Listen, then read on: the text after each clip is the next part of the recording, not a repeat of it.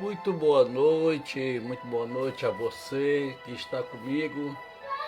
Hoje vamos estudar, dentro da visão ETAD, a questão da escatologia. Hoje nós vamos estudar a primeira aula de escatologia e esperamos que você possa realmente alcançar um conhecimento que é muito importante, que é muito importante para todos nós. Quero nesta noite convidar todos que estão participando, convide aí seus amigos, convide os seus irmãos em Cristo, convide aí. É um assunto que com certeza atinge a todos, porque é uma questão de escatologia, Uma aula realmente agradável e realmente é uma aula que nos traz um direcionamento e uma fé até mais crescente quando observamos as grandes promessas de Deus dentro da visão da escatologia bíblica. Lógico, quando falamos escatologia, não temos só um direcionamento. Quando falamos de escatologia, lógico que existe algumas escolas, algumas escolas que são de suma importância, porque eles defendem também, eles têm um foco, eles também têm uma forma de perceber quando se trata de doutrinas, de ensinamento, dentro dessa educação cristã futurista. Lógico que eu quero aqui trazer um apanhado sucinto, escatológico para você, e esperamos que esse conhecimento possa abrir um pouco mais a sua mente, o seu coração, com respeito à escatologia bíblica. Muito bem, quero nesse momento falar para vocês as diferentes abordagens cristãs dentro da visão escatológica. Você que é evangélico ou não evangélico, é muito importante você compreender os pensamentos, as linhas ou as escolas perceptivas quando elas tratam da questão futura. Muito bem, e quero que nesse momento mostrar para você a visão, a escola pré-tribulacional, pré-milenista. Aqui você vê um gráfico aonde essa escola ela defende, dentro desse organograma, eles começam a perceber que dentro do quadro da história, lógico, relato da humanidade, ele começa a abordar o pré-tribulacionismo, pré-milenista. Eles têm essa visão. Primeiro, observe que essa linha preta, onde tem uma cruz, ali está falando da morte de Cristo, e vem o período da igreja, e ao término da igreja vai acontecer o arrebatamento da igreja, certo? Como está aí, vocês estão percebendo, a segunda vinda para a igreja. E após essa segunda vinda para a igreja, vai acontecer nesse período aí do gráfico vermelho, o período da grande tribulação, que fala de 7 anos que vai acontecer na terra, esse período muito difícil, muito caótico, onde muitas coisas terríveis vai acontecer aqui na face da terra, E após o período, no final dos 7 anos da grande tribulação, estará acontecendo a segunda vinda, que gerará um propósito, ou direcionará um propósito, um objetivo, melhor dizendo, para Israel. Enquanto a segunda vinda está direcionada para a igreja, já dentro da segunda vinda estará acontecendo para Jesus, quando vai descer com seus santos e anjos, para assim ajudar no momento difícil, quando Israel estará sendo sitiadas pelo 10 reinos, e pelo anticristo, e aonde naquele momento a profecia de Jesus vai está assim se cumprindo. Ele dirá ele disse, quando ele estava na terra, ele disse: virei outra vez quando vos disserdes, bendito que vem em nome do Senhor. Então, nesse momento, quando Israel estiver sitiada, Jerusalém estiver cercada pelo anticristo, pelas suas confederações de reinos, né, indo contra Israel, será secada, não poderá sair. Então haverá um momento muito difícil de aperto para a nação de Israel. E naquele momento eles vão clamar por socorro, e nesse momento do clamar de socorro vai descer Jesus com os seus santos e anjos para livrar Israel da mão do anticristo, e assim fazendo vai ser implantado um período de 1000 anos, um período de 1000 anos. Enquanto terminar esse período de 1000 anos, acontecerá o juízo final, e após isso a eternidade. Que Deus abençoe. Espero que você esteja compreendendo. Quero aqui agradecer a presença do meu querido irmão Arnaldo Fernandes. A paz do Senhor, irmão Arnaldo.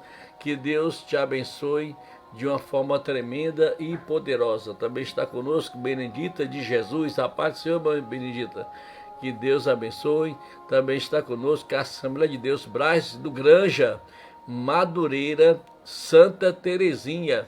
Muito obrigado pela presença de vocês. Enquanto isso, eu peço a vocês que estão aí me assistindo, que estão me ouvindo, né, que vocês possam compartilhar esta live, que possam compartilhar, né, para os seus amigos, que vocês possam compartilhar, né, para as pessoas, para aprender um pouco mais.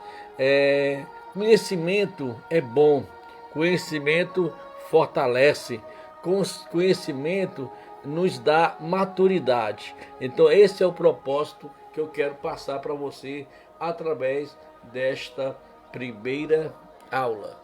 E eu acredito que através desse primeiro gráfico, essa é uma visão sucinta da escola, né, que aborda dentro da visão pré-tribulacional, pré-milenista. E tem outra escola, já vem a segunda escola que vocês estão vendo aí, né, no gráfico abaixo. Assim eles pensam e defendem que existe, né, a vinda de Jesus, o período da igreja. Não, segundo eles, não vai haver o arrebatamento da igreja. Não existe que vai acontecer essa segunda vinda. Cristo virá após os 7 anos da grande tribulação, e após isso o milênio, após isso o juízo final, e depois a eternidade. Então esta é a escola pós-tribulacional pré-milenista, tá bom? Eu tenho certeza que eu estou falando bem sucinto, bem devagar, para que você possa assim compreender a visão dessas escolas, né, do qual elas abordam, né, a escatologia bíblica. Muito bem. E vem a terceira escola, que chama-se a escola pós-milenista. Ela não vê essa questão de grande tribulação, ela tira, né, essa questão de grande tribulação não existir. Ela apenas diz que vai haver o período da igreja, depois disso o período milenar, após isto virá a segunda vinda e o juízo final. Então ela coloca junto a vinda de Jesus para trazer tanto a segunda vinda como o juízo final, e após isso a eternidade. E após isto vem a escola amilenista. Segundo esta escola, que vai ter um período da igreja e vai ter um milênio simbólico na terra. E após esse milênio simbólico, vai estar acontecendo a segunda vinda, juízo final e a eternidade. Então aí vocês estão vendo aí as escolas que diferenciam, né, uma grande abordagem escatológica cristã. Muito bem, e eu quero aqui agradecer mais uma vez a você que está nos assistindo nesta noite. Vamos ver quem está mais nos dando a honra. Enquanto isso, vamos compartilhando esta live de estudo bíblico. Espero que vocês venham compreender. Então, observe que existem essas escolas que trazem essas abordagens dentro da escatologia bíblica. Eu acredito que você, né, está compreendendo o direcionado desta aula. Muito bem. Qualquer dúvida, por favor, pergunte, fique à vontade. Tá certo? Muito bem. Então, neste módulo que vamos estudar aqui, adotaremos a visão pré-tribulacional, pré-milenista. Por quê? Vou ser bem sincero, eu defendo esta visão pré-tribulacional, pré-milenista, porque eu já tenho lido a Bíblia, né, dentro dos seus contextos, e a forma como desencadeia tanto a história da humanidade, como também os projetos divinos, do qual Deus revelou para Daniel, para Ezequiel, para João na ilha de Patmos. Então, através dessa organização, desse projeto divino e dos fatos que estão acontecendo, então eu sou bem sincero com vocês em defender esta visão pré-tribulacional, pré-milenista, tá certo? Muito bem. Aqui um pouquinho bem objetivo, um pouco das escolas, bem objetivo, bem claro, bem direto, tá certo? Muito bem. Como estamos falando de escatologia, dentro da sua visão geral, eu quero trazer aqui de uma forma sucinta as coisas que acontecem. Primeiro, vamos falar aqui acerca do estado intermediário dos mortos. A questão que preocupa todas as religiões do mundo. Tenho certeza que essa pergunta, né, ecoa na mente e no coração de todos, né? Para onde vão os mortos? Hoje mesmo eu estava aqui conversando com a minha família e às vezes eu fico indagando, meu Deus, né? Tem coisas que estão além do nosso entendimento e compreensão. Nós só nos apegamos e acreditamos que existe um céu, que existe um inferno, que existem esses lugares. Por quê?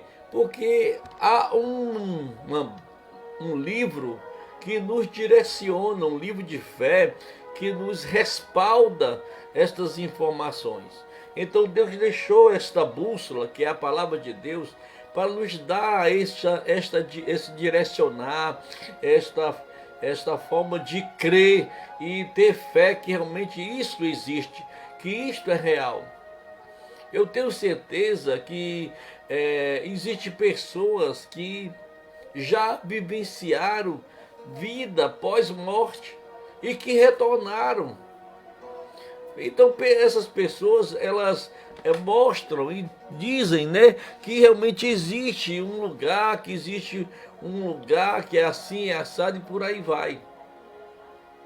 Então é desta forma que nós, não só pelas experiências de algumas pessoas, mas também o que a Bíblia fala, tá certo? Então eu quero aqui respaldar para vocês, é uma pergunta que todas as religiões, até o que não é religioso, que é o ateu, tem aquela preocupação em fazer essa pergunta: depois que eu morrer, será que acabou? Será que morreu, acabou? Será que eu vou ter esse sono? Ou o que vai acontecer? Então, através destas verdades que eu quero passar para vocês, espero que haja essa compreensão, tá certo? Lógico que vamos nos respaldar com conhecimento bíblico para poder te dar este oferecimento seguro do que a Bíblia diz, tá certo? Muito bem. a questão que preocupa todas as religiões do mundo: onde estão os mortos? Vamos ver alguns pensamentos dos gregos e romanos sobre a vida após morte, né? Observe que vocês estão vendo aí umas igrejas, alguns locais no desenho, no gráfico. Imagine aí que fosse um mundo real, né? E segundo a visão dos gregos e romanos, que existe o Monte Olimpo, que para eles era a habitação dos deuses, não é isto? E segundo eles, os gregos e romanos diziam que haviam campos elíseos, aonde iam os heróis e justos após a morte. E, segundo eles, que havia também outro lugar chamado Hades, para onde iam as almas dos injustos, né? E havia também um terceiro lugar chamado Tártaro, aonde estão os deuses perigosos que se revoltaram, que eram chamados de titãs. Então esta aí é a visão, né, romana, dos gregos, acerca da vida após a morte, né? Muito bem. E segundo eles, que também defendiam uma teoria da transmigração da alma, esta se reencarna até se purificar totalmente. Observe, olha o que aconteceu, olhe pelo gráfico, vocês vão ver aqui, né? Ele fazia essa transmigração. Eles saíam do campo Elíseos e faziam esta rota, né, de retorno, né? Porque através desta purificação total, eles entravam no processo de reencarnação.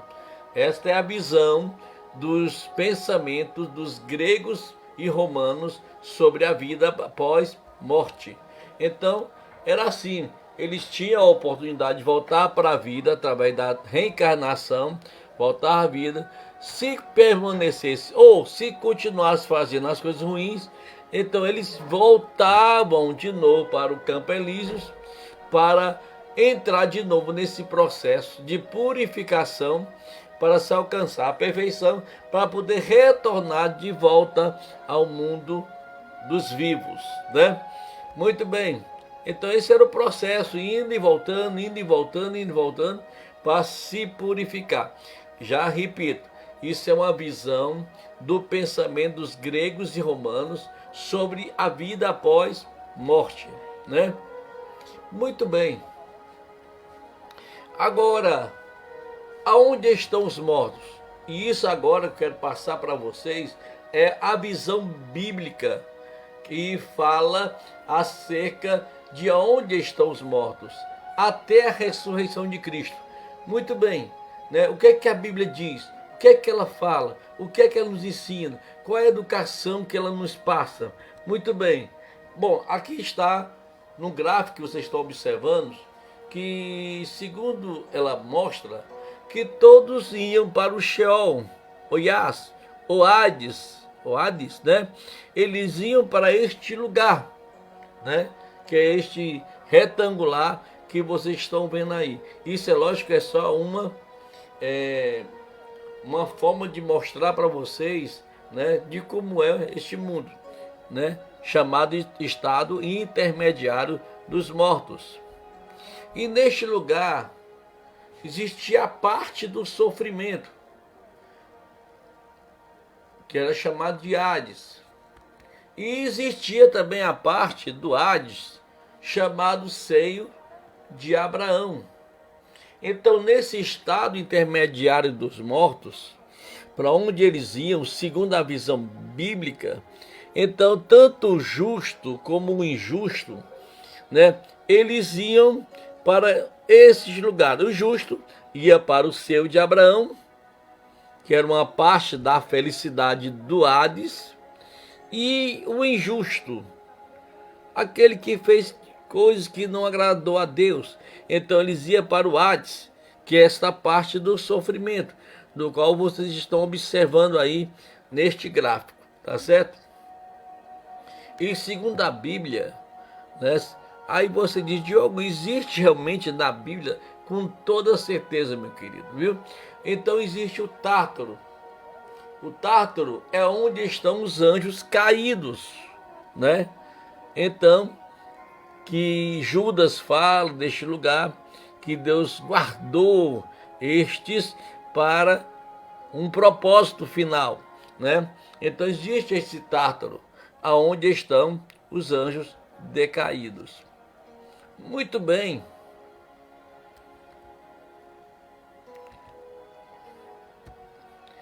Observe, queridos, aqui está uma panorâmica, né, de uma visualização do que nós entendemos, o que a Bíblia fala, deste mundo, que essa parte azul, que é o mundo, né, dos astros, né, o cósmico, este terceiro céu, aonde estão os anjos, né? São os seres angelicais, e existe o outro céu, que é onde está Deus e o seu trono. Aí está, e lá embaixo, onde você está vendo as igrejas, a cruz, aí é onde está a parte terrena das pessoas que vivem na terra. Sabendo que estas pessoas que vivem, é como diz a Bíblia, depois da morte segue-se ao juízo. Ou não tem como você escapar. Quando Adão e Eva, infelizmente, desobedeceram a Deus, né? Desencadeou algo muito sério para a humanidade. Quando houve a desobediência de Adão, quando houve, né, essa desobediência, desencadeou 3 mortes: a morte física, a morte espiritual, né, e a morte eterna. Mas Deus é tão maravilhoso que João 3,16 diz que Deus amou o mundo de tal maneira que deu o seu Filho unigênito, para que todo aquele que nele crê não pereça, mas tenha a vida eterna. Bom, aí vocês estão vendo aí a visão panorâmica, né, dessa organização desses céus. Muito bem. Observe que quando Deus amou o mundo, Jesus ele veio. Você está vendo aqui essa estrelinha aqui na cruz? Aqui está como se estivesse representando Jesus. Ele veio morrer pelo pecado. Ele veio morrer por mim e por você. E quando ele morreu, olha o que aconteceu. Veja aí o gráfico. Ele desceu, né, as mais baixas terras, conforme a visão de Paulo, ele escrevendo lá em Efésios. E ele pegou estas almas que estavam nesse Hades. Olha o que ele fez. Levou o cativo, o cativeiro, conforme Efésios capítulo 4, verso 8. Olha o que ele fez. Ele levou até abaixo do trono de Deus. Depois que Cristo subiu aos céus, todas as referências localizam o paraíso em cima ou no alto. Então, estes que estavam aqui no Hades, no lugar de felicidade, chamaram seu de Abraão, então ele levou para o terceiro céu, aonde está o trono de Deus. Então hoje, estas pessoas que morreram, desde de Adão até os nossos dias, hoje eles alcançaram esta graça e esta esperança. E hoje eles estão aí, né? Observe que este é o terceiro céu, para onde Paulo foi arrebatado. Enquanto isto, aqueles que não obedeceram, não acreditaram na bendita esperança que revela a Bíblia Sagrada, que por não obedecer, infelizmente, eles receberam um título de os ímpios. Então os ímpios continuam indo ao Hades ou Sheol, ou no inferno. Só que estes tais, eles vão ressuscitar, isto após o milênio, enquanto eles vão estar aí nesse lugar, né? Até cumprir os verdadeiros propósitos de Deus. Glória a Deus por isso. Louvado é o nome do Senhor para sempre. A paz do Senhor, querido, minha sobrinha Adriana Vasconcelos, a paz do Senhor, seja muito bem-vinda. Enquanto isso, eu quero pedir a você, nesta noite, que você possa compartilhar esta live para os seus amigos, né? Um estudo bíblico, de escatologia bíblica, de uma forma bem objetiva, clara, né? Que está sendo mostrado aí para você através do gráfico, para você compreender melhor os planos de Deus para comigo e para contigo. Que Deus abençoe você nesta noite. Muito bem. E aí está dentro do gráfico, vocês veem aqui, nessa parte onde está, ele chama de o segundo céu, onde estão as potestades de seres espirituais da maldade, nos lugares celestiais, como disse o apóstolo Paulo, chamado segundo céu, né? Então nós temos que ter consciência que nós temos uma luta, você tem uma luta, mesmo que você não esteja consciente, mas que o Espírito de Deus possa despertar você desta verdade, que existe esta luta, né? Que existe esta batalha espiritual, né? Que Deus quer você para Ele, como a criatura de Deus, e quer tornar você como filho dele, filha dele. Mas existe essas potestades, estes seres espirituais da maldade, que ele coloca coisas e situações que tenta afastar você ou nós de Deus. Por isso que a Bíblia diz: aquele que perseverar até o fim, este será salvo.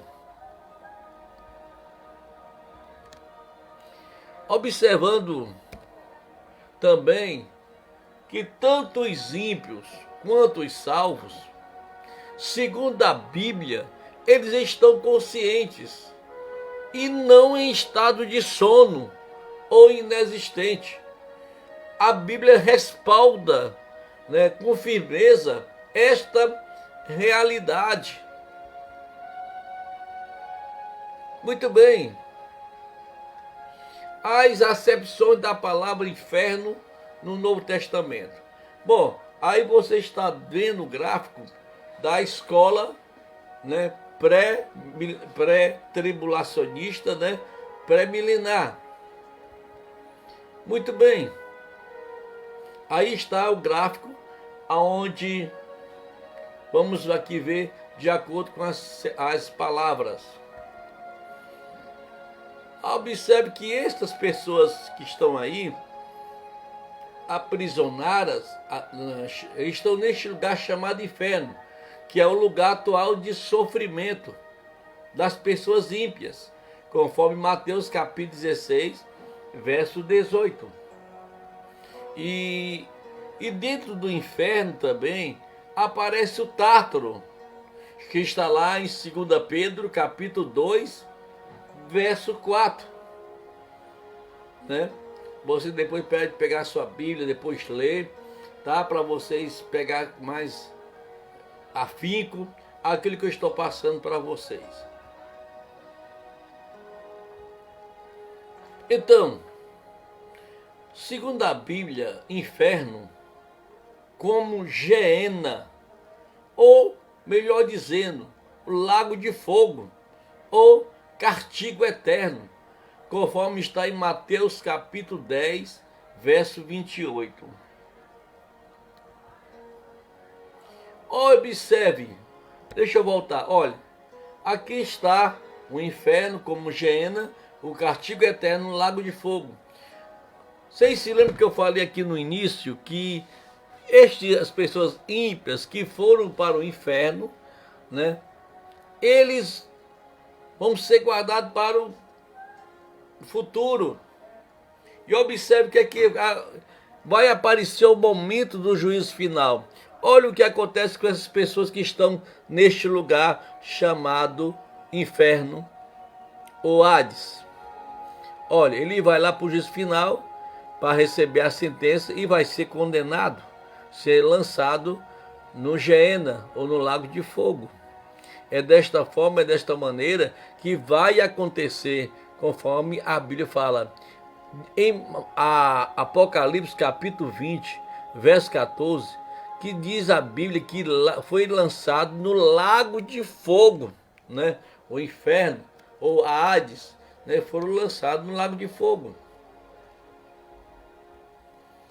Então todos os ímpios e tantos anjos decaídos ou caídos e seres espirituais da maldade serão julgados e lançados no Geena, que é o lago de fogo, que é o castigo eterno. Muito bem, eu acho que daí vocês compreenderam mais ou menos um pouco desta verdade.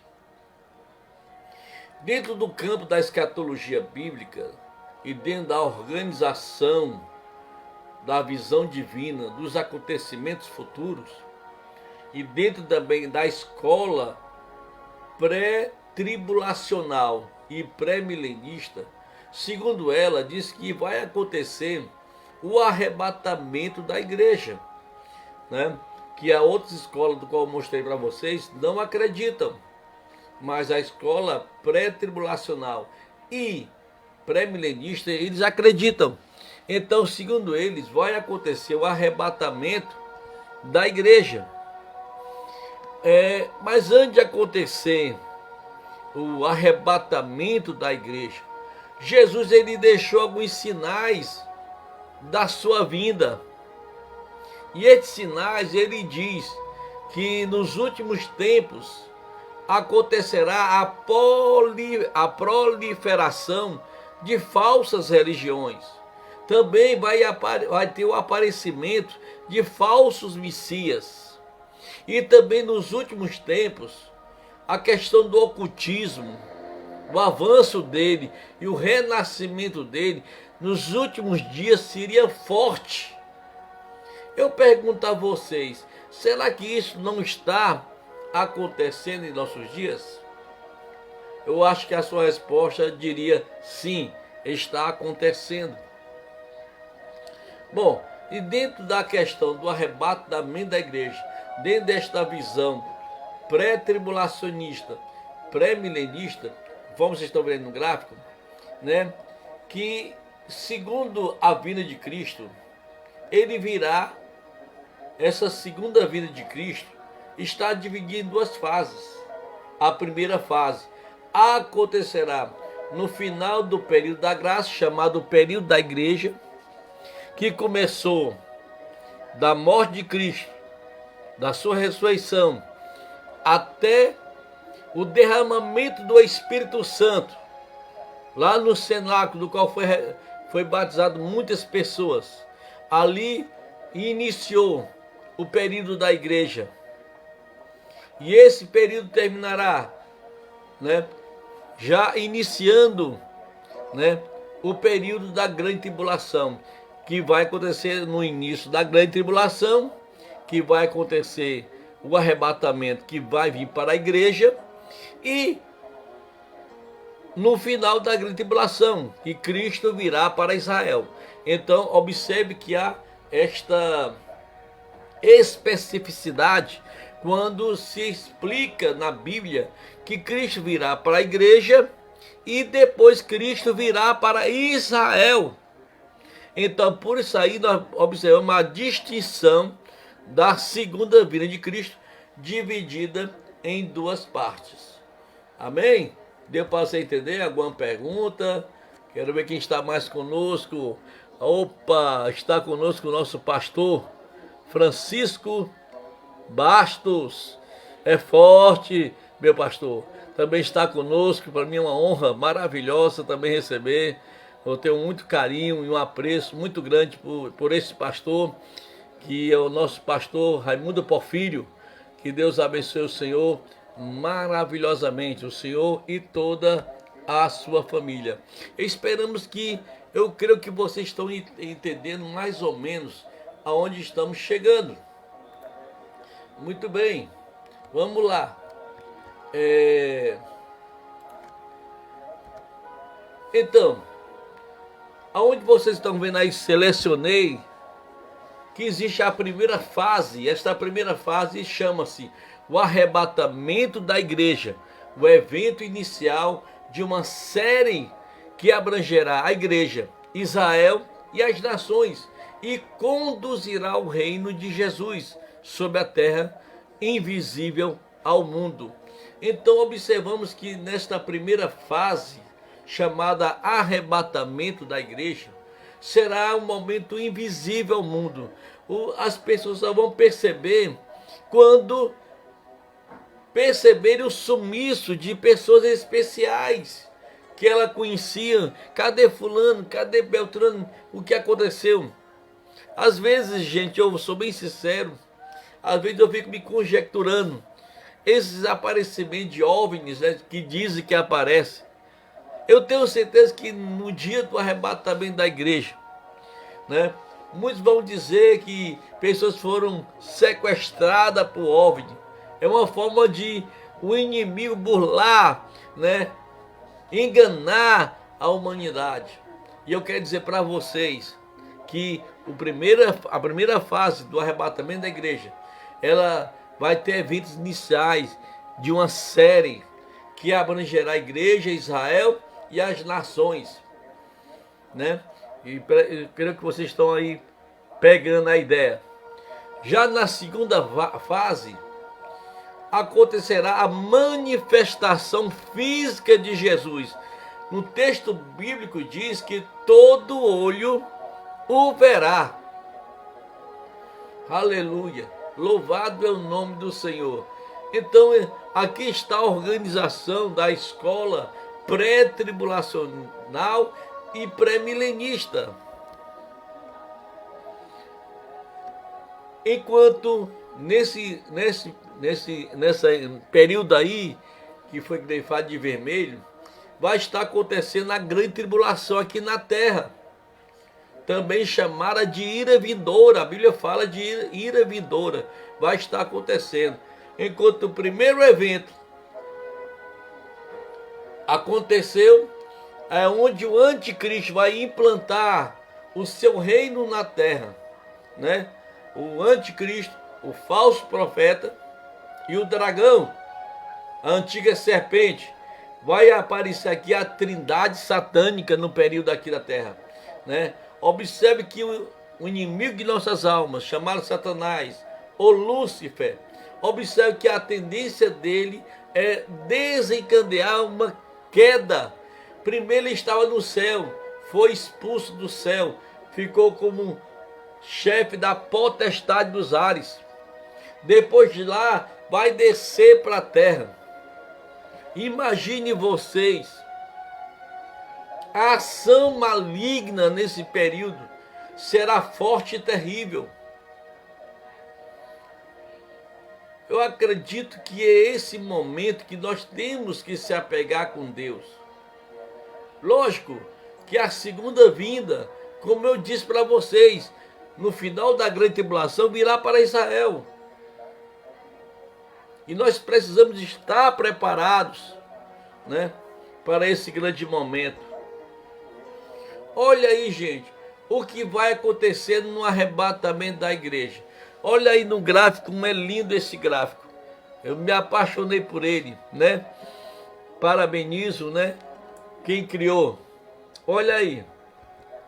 O arrebatamento incluirá a ressurreição dos mortos justos e a transformação dos corpos dos justos vivos. Ali naquele momento vai acontecer a redenção do nosso corpo. E Paulo ele escreve lá em Romanos capítulo 8, verso 23, como também lá em 2 Coríntios capítulo 5, verso 4.